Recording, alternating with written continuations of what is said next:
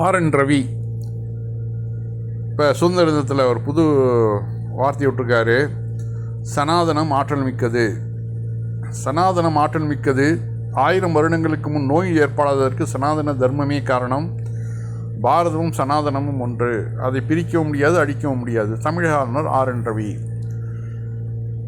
இவர் ஒரு கவர்னராக இருந்துக்கிட்டு சட்டத்துக்கு புறம்பாக இப்படி பேசிக்கிட்டே இருந்தாங்க. இதை கேட்குறதுக்கு யார் இருக்கிறாப்போ? அதுதான் பெரிய பிரச்சனை. இப்போது சனாதனம்னா என்ன? இப்போ நம்ம பாருங்கள், முன்னாடி ஒரு 1000 வருஷத்துக்கு முன்னாடி நம்ம தமிழகத்தில் எப்படி இருந்ததுங்கிறத இந்த படத்தில் நம்ம பார்த்து தெரிஞ்சுக்கலாம். தாழ்த்தப்பட்ட மக்களை, இந்த நாட்டோட பூர்வீக குடிமக்களை சிரட்டையில் தண்ணியை கொடுத்து அதை குடிக்க சொல்லி அழகு பார்த்தது இந்த சனாதனம்.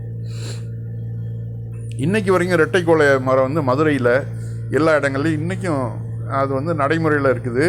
சில இடங்களில் மறைமுகமாக நடக்குது.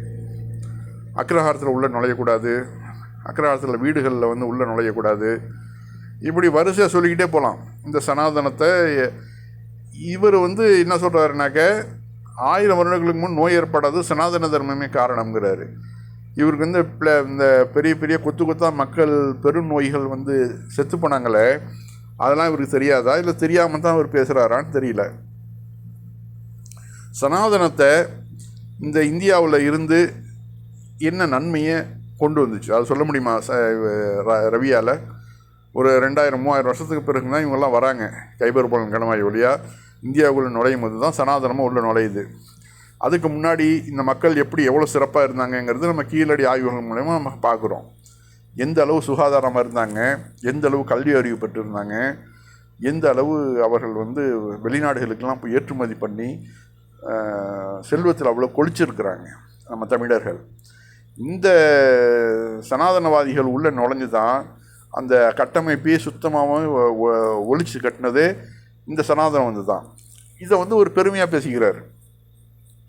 அதான் அங்கே கமெண்ட்ஸுகள் எல்லாம் பாருங்கள். அந்த அவர் சொன்னதுக்கு அந்த கமெண்ட்ஸுகள் எல்லாம் இந்துக்கள் தான் எழுதியிருக்காங்க. பெண்களை படிக்கக்கூடாது, கணவன் இறந்தால் வெள்ளை புடவை கட்டி வீட்டுக்குள் பூட்டி வைத்து அபசகுணத்தின் அடையாளமாக பெண்களை சித்தரித்தது சனாதனம். 1000 ஆண்டுகளுக்கு முன்பு நோய் ஏற்படலையா?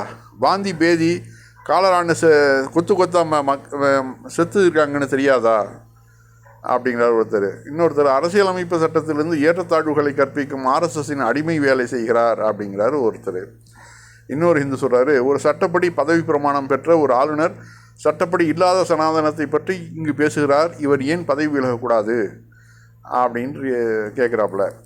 இன்னொருத்தர் கேட்குறாரு, you have a mental disorder, you should consult a good doctor. இது கரெக்டான வார்த்தை.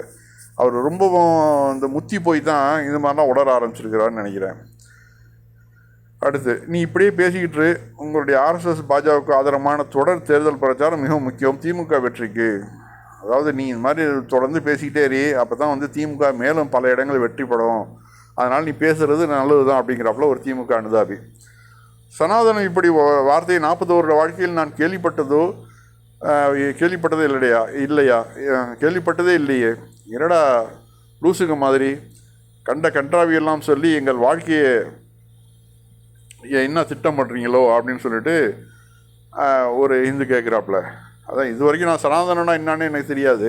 ஒரு ஹிந்து தான் கேட்குறாரு, இந்த சனாதனத்தை கொண்டு எங்களுடைய வாழ்க்கையை கெடுக்க பார்க்குறியா அப்படின்னு கேட்குறாரு. இப்போ இந்த கேட்டது எல்லாமே ஹிந்துக்கள் தான் கேட்குறாங்க. அவர்கள் அதாவது முஸ்லீம்களோடு அவர்கள் தான் ரொம்ப பயப்படுறாங்க. ஏண்டாக்க இந்த சனாதனத்தினால பாதிக்கப்பட்டது அவர்கள் தான் அதிகமாக. இப்போ மற்றவர்கள்லாம் இப்போ இந்த இந்துக்களாக இருந்து அந்த சனாதன வெறி இப்போ பிடிக்காமல் ஓடி வந்தவங்க தான் இந்த முஸ்லீம்களும் கிறிஸ்துவர்களும்.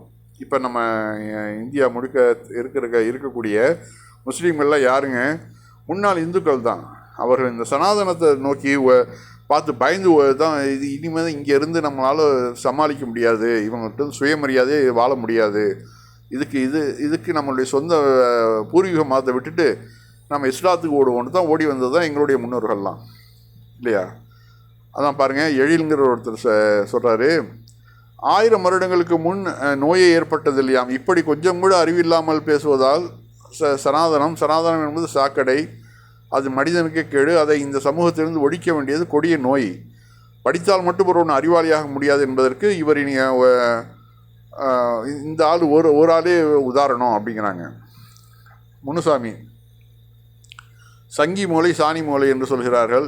எல்லா சமூக ஊடகங்களிலும் நாங்கள் அம்பேத்கர் பெரியாரின் பிள்ளைகள், சனாதனத்தை அழிப்பதே எங்கள் குறிக்கோள் அப்படிங்கிறாரு. அடுத்தபோல் சனாதனம் ஆற்றல் மிக்கது ஆளுநர் ரவி. கருணா, இப்படி ஒரு பைத்தியக்கார கவர்னர் இதுவரை தமிழ்நாட்டில் இருந்ததில்லை. இவனுக்கு மனமும் உடலும் பாம்பை விட விஷம் நிறைந்தது அப்படிங்கிறாரு. இன்னொருத்தர் ரமேஷ்குமார், சனாதனம் என்பது தீண்டாமையின் ஒரு பகுதியாகும். தமிழகத்தில் இன்று வரை தீண்டாமைக்கு எதிராக போராடி கொண்டிருக்கிறோம். ஆனால் இந்த ஆள் மறுபடியும் முதலிலிருந்து ஆரம்பிக்கிறார். நாய் வாலை நிமிர்த்த முடியாது என்பது சரிதான் போல. அதாவது இப்போ தான் இந்த சனாதனத்தை ஓரளவாவது ஒழிச்சிருக்கிறவங்க ஒரு நிம்மதியில் இருக்கிறாங்க. ஆனால் இந்த பிஜேபி அரசாங்கம் வந்தது பிறகு இந்த சனாதனத்தை எப்படியாவது இந்த மக்கள் மனதில் மீண்டும் கொண்டு புகுத்திடணும். பழையபடி அந்த வருணத்தில் எல்லா வேலைகளும் நடக்கணும். அவர்கள் குலத்தொழில்கள்லாம் உண்டாக்கணும். இப்போ ஓபியில் பள்ளிகள்லாம், அரசு பள்ளிகள்லாம் ரொம்ப அதிகமான பள்ளிகளில் மூடிட்டாங்க. ஏன்னா குலக்கல்வியை கொண்டு வராங்களாம். குலக்கல்வி மூலமாக அந்தந்த தகப்பன் என்ன தொழில் செஞ்சானோ அந்த தொழிலையே மகனும் செய்யணுங்கிறது அந்த சனாதன அந்த அடிப்படையில் கொண்டு வராங்க. இந்த நாடு எங்கே போயிட்டுருக்குன்னு தெரியல. இதில் வேறு வாக்கு திருடி மோடி வந்ததை நம்ம இப்போ தான் பார்க்குறோம். ஆதாரபூர்வமான செய்திகள்லாம் வருது. எப்படியாவது ஆட்சி கலைச்சி மறு தேர்தல் நடத்தணும். வாக்கு சீட்டு முறையில் அந்த இவிஎம் மிஷினை தூக்கி போட்டுட்டு, ஏன்னா இப்போ பெரும்பெரும் நாடுகள்லாம் இவிஎம் மிஷினே கிடையாது, தூக்கி போட்டாங்க. வாக்கு சீட்டு முறையில் தேர்தல் நடத்தணும். அதை பகுதி பகுதியாக நடத்தாமல் ஒரே டைமாக நடத்தணும். சனாதனத்தோட நீட்சி தான் தர்மஸ்தலா விவகாரம். பாதிக்கப்பட்டது எல்லாம் ஒரு 500 பெண்கள், எல்லாம் இந்து மத பெண்கள் தான். இதற்கெல்லாம் ரவி குரல் கொடுப்பாரா? குரல் கொடுக்க மாட்டார்.